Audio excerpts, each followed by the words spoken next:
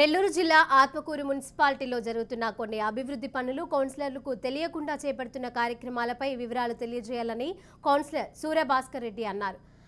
RTI act కింద municipal అధికారులకు జిల్లా కలెక్టర్కు ఆర్జీ చేసి 70 రోజులు గడిచినా సమాధానం చెప్పకపోవడంతో భాస్కర్ రెడ్డి నిరసన వ్యక్తం చేశారు. చట్టం కల్పించిన హక్కునే తాను అడుగుతున్నానని, అది తెలిపే వరకు ఇక్కడి నుండి కదిలే ప్రసక్తే లేదని భాస్కర్ రెడ్డి తెలిపారు.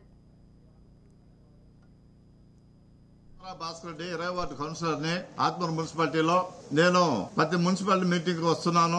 మున్సిపాలిటీ మీటింగ్ లో ఇక్కడ జమా ఖర్చు చెప్పండి, ఏం చేస్తున్నారు చెప్పండి, ఎంత డబ్బు వస్తుంది, ఏం చేస్తున్నారు.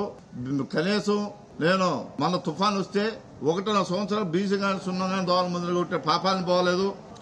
ఎన్నిసార్లు మీటింగ్లు అడిగిన స్పందన లేదు.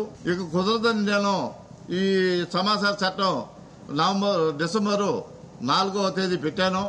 దాదాపు 70 రోజులుగా వస్తుంది. అయినా కూడా మున్సిపాలిటీ నుంచి నువ్వు పెట్టిన సమాచారం పెట్టారండి, మాకు ఇవ్వడం ఇస్తామనేదో లేదు, ఇవ్వమనేదో లేదు, సమాచార చట్టం ఇక్కడ లేదనేది ఏదో ఒకటి నాకు చెప్పకుండా ఉన్నారు. ఏ విషయం మాకు తెలియకుండా అక్రమంగా అన్యాయంగా దాచిపెట్టి మాపులు మినిట్స్ బుక్ రాసుకొని బిల్లులు శాంక్షన్ చేసుకుంటున్నప్పుడు మేమేం చేయాలో మీరు ఒకసారి ఆలోచించండి.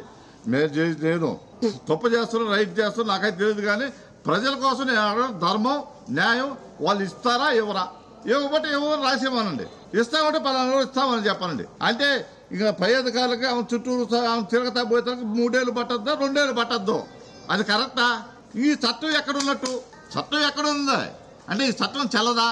నాకు ఈ సమాచార చట్టం ఇచ్చిన దాకా రాత్రి అయినా పగలై నుంచి పోయేది లేదు. నాకు ఇవ్వాలా, నాకు ఇవ్వాల్సిన బాధ్యత మున్సిపాలిటీ మీద ఉంది.